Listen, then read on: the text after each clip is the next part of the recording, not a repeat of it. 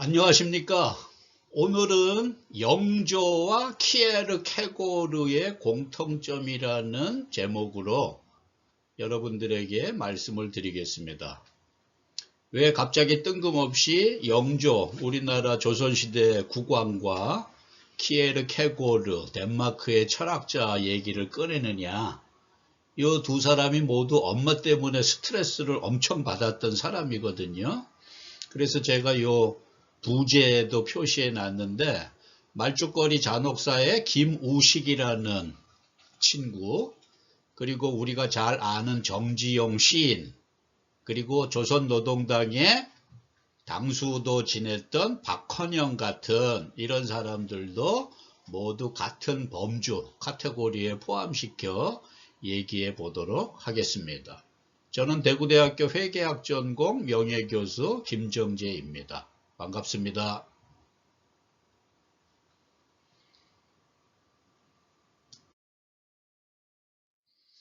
말씀드린 대로 앞에서 말씀드린 5명의 사람들은 모두 어머니와 관련된 컴플렉스를 갖고 있는 사람들이었다라는 말씀을 드리고요.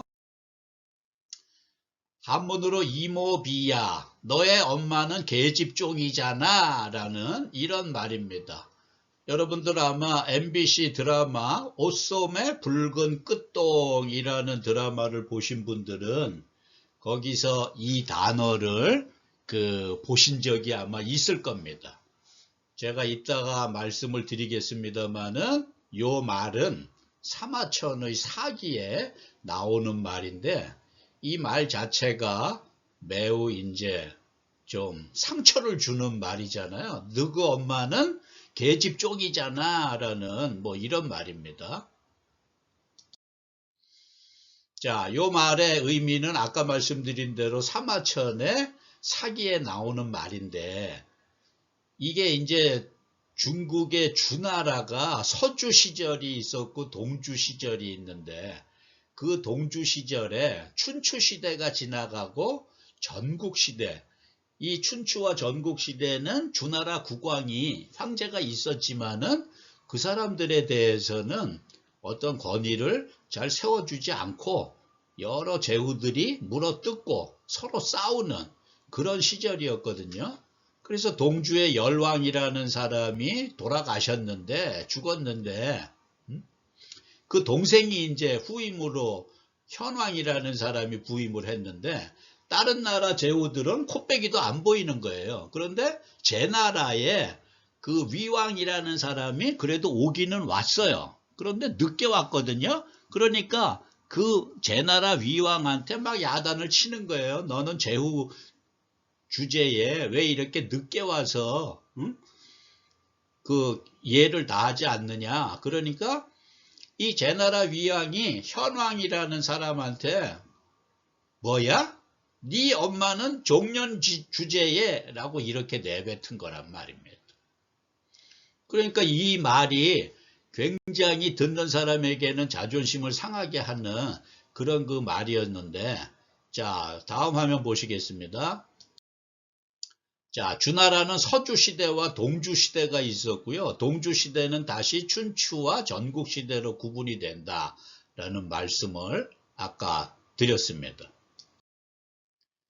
춘추라는 말은 책 이름이거든요. 예. 공자가 노나라 사관이 저작한 역사서에 자신의 글을 적어서 다시 이렇게 편찬을 한 노나라의 역사서다 이 말입니다. 그래서 굉장히 이 춘추필법이라고 하는 것이 굉장히 후세의 사람들에게 교훈을 준다라는 그런 그 의미가 되고, 삼국지에 나오는 관우가 평생 이 책을 끼고 다니면서 읽었다라는 에피소드가 있는 그런 책입니다. 여러분들 연세대학교 학교신문의 제목이 연세춘추거든요. 예, 우리나라에서 제일 오래된 대학신문인 것으로 알고 있는데, 이 연세춘추의 이 춘추라는 말이 아까 말씀드린 역사서, 공자가 짓고 그 편찬한 역사서에서 온 것이다 라고 보시면 되겠고, 전국이라는 말도 이것도 책 이름입니다. 아래 나오는 바대로 전한의 학자인 유향이 저술한 역사서의 전국책이라는 그런 그 타이틀의 책이 있었는데 거기서 이제 전국이라는 말이 등장하고 있다라는 말씀이에요. 자, 여러분들 이 화면 아마 보시면 생각나는 분들도 있을 것 같습니다. 옷소매 붉은 끝동, 저 여인이 들고 있는 저 네 글자 이모비아, 요거는 절대로 영조 앞에서는 내뱉으면 안 되는 그런 말이었다. 왜 그렇죠? 영조가 엄마가 무술이 출신이었거든요. 그래서 저 네 글자 듣는 거를 제일 싫어했다라는 그런 얘기입니다.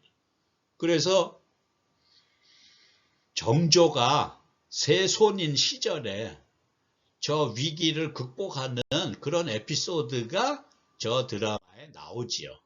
여러분들 요거는 한문 이자인데 이 이자는 평소 때는 and 그리고라는 이런 의미가 이제 주로 많이 쓰이는데 이 한문이 어렵다라는 것이 이 이자가 세 번째 의미에 가면 너, 영어로 you라는 그런 그 뜻이 있다라는 것이죠.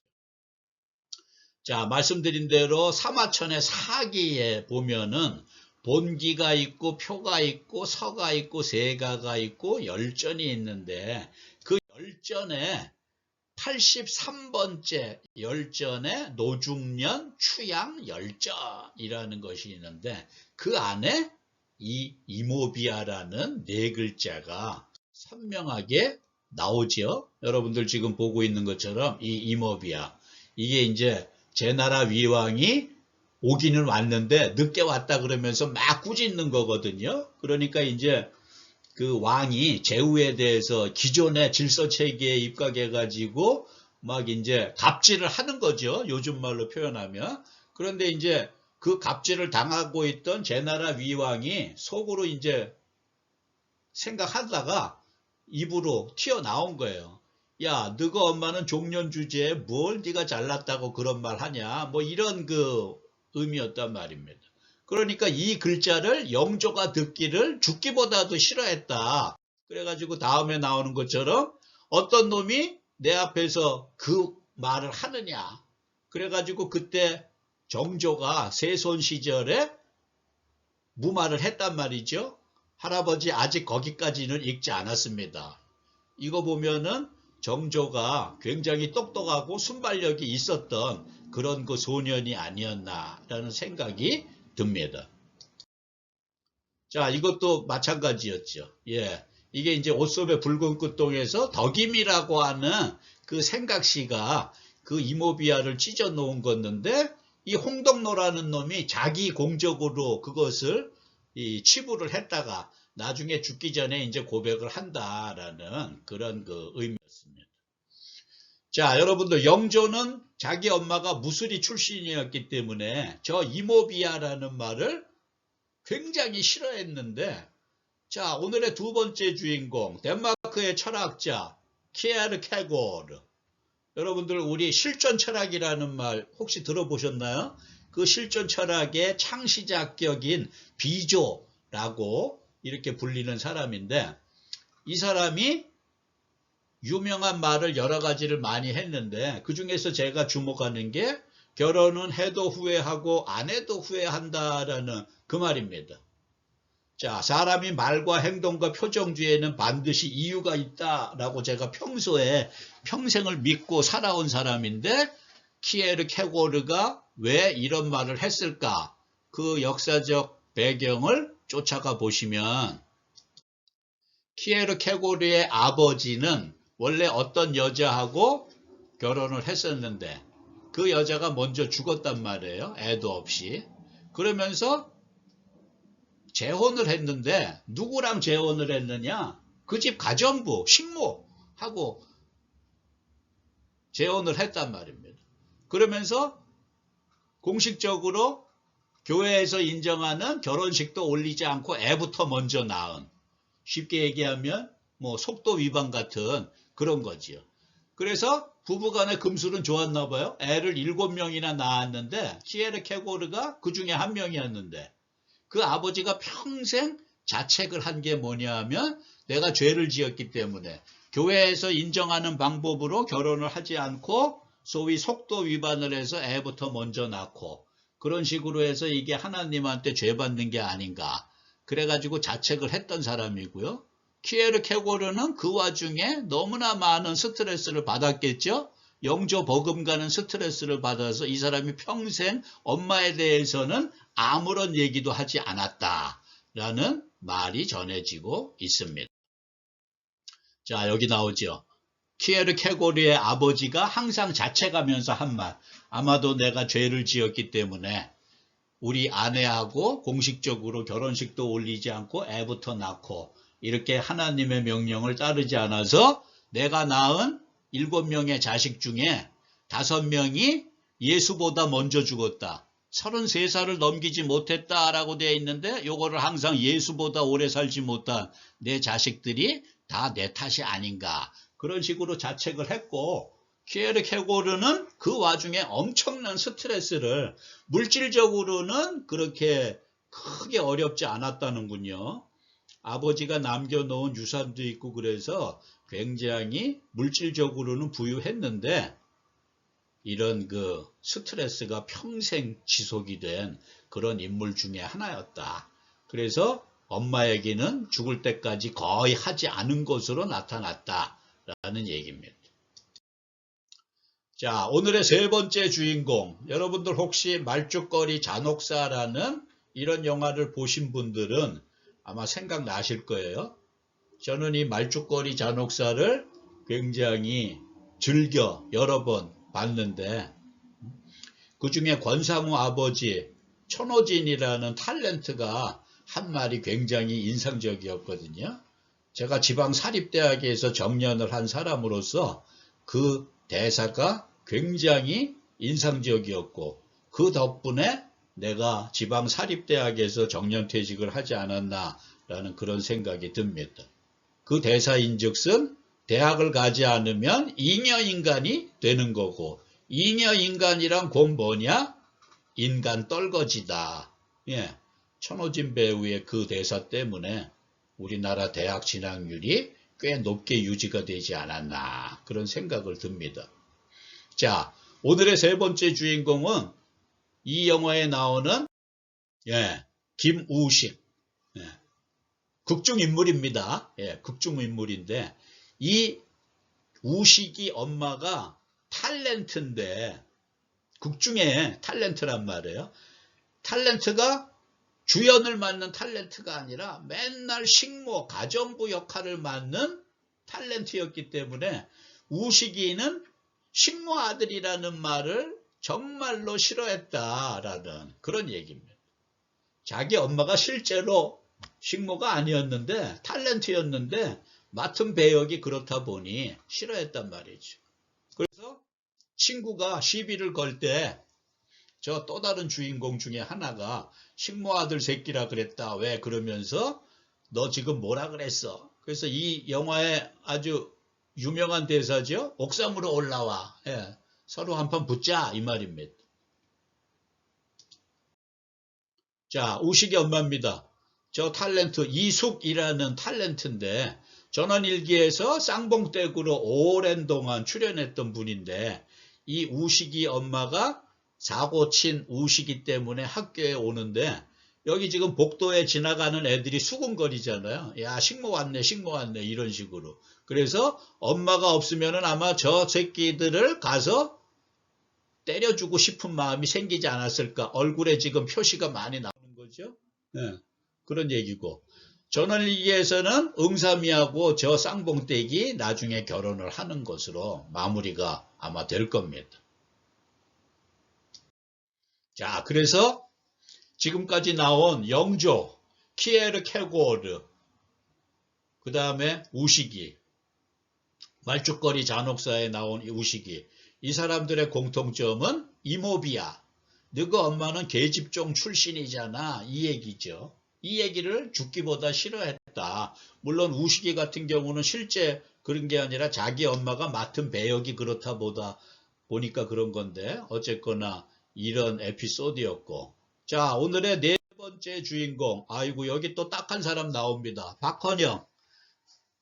조선공산당, 남조선노동당, 남노당 이끌었던 우리나라 빨갱이, 원조 빨갱이였죠. 예, 박헌영이라는 사람. 그런데 이 사람이 굉장히 공부는 잘했단 말이에요. 예, 경성제일고등보통학교, 경기고등학교. 옛날에 입시가 있을 때 우리나라에 수재들이 모인다라는 경기고등학교를 졸업한 사람인데, 이 사람이 어떤 가정적인 아픔이 있느냐? 자, 여러분들 가족사진이죠? 저 부인도 굉장히 유명한 주세죽이라고. 저 사진 한번 보십시오. 1920년대에 찍은 저 가족사진. 지금 어디 서울 시내 어디에 내놔도 꺼리낌 없는 저 박헌영이 맨 와이셔츠, 넥타이, 안경. 지금도 굉장히 쓸만하고 촌스럽지 않은. 자, 그런데 이 사람이 왜 마음의 상처를 평생을 간직하면서 살았느냐. 오른쪽에 보시는 게 이 사람 호적이거든요. 예. 자기 엄마가 뭐라고 돼 있어요? 첩이라고 돼 있습니다. 본인은 뭐라고 돼 있어요? 서자, 첩의 아들이다라는 그런 뜻이죠. 저 위에 엄마의 직업이 뭐라고 돼 있습니까? 주막업, 술집이잖아요. 그러니까 저 사람이 제정신 갖고 사회생활을 하기가 정말로 쉽지 않았지 않았나 라는 그런 생각이 듭니다. 아버지 이름은 박현주, 엄마 이름은 이학규, 첩이란 말이에요. 자신은 서자라고 되어 있고 엄마의 직업은 주막업이라고 되어 있고, 자, 스트레스가 극에 처했을 것 같고 이 사람이 공산주의자가 되는데 이러한 호적의 역할도 일부분 작동하지 않았을까. 기존의 유교 중심의 사회에서 홍길동은 홍길동인데 이렇게 호적에 노골적으로 나타나는 홍길동이다 보니까 아마도 사회에 대한 반감 이런 것들이 작동하지 않았을까. 저는 그런 추측을 해봅니다. 자, 또 한 명의 주인공. 여러분들 향수라는 시 때문에 저는 정지용이라는 시인을 알게 됐거든요. 그런데 항상 궁금한 게 있었어요. 여러분들 향수라는 그 시가 고향을 그리워하는 건데 거기 엄마 얘기가 없거든요. 여러분들 어떤 사람들은 어머니가 돌아가시고 나니까 고향에 가기가 싫어졌다 이렇게 말하는 사람 제가 본 적이 있어요. 그만큼 향수 이퀄 어머니라고 생각할 수도 있는데 정지용의 향수에 왜 엄마가 없을까? 제가 항상 궁금했던 얘기였는데 저는 나름대로 해결을 했습니다. 왼쪽에 향수, 오른쪽에 넷 이야기 구절.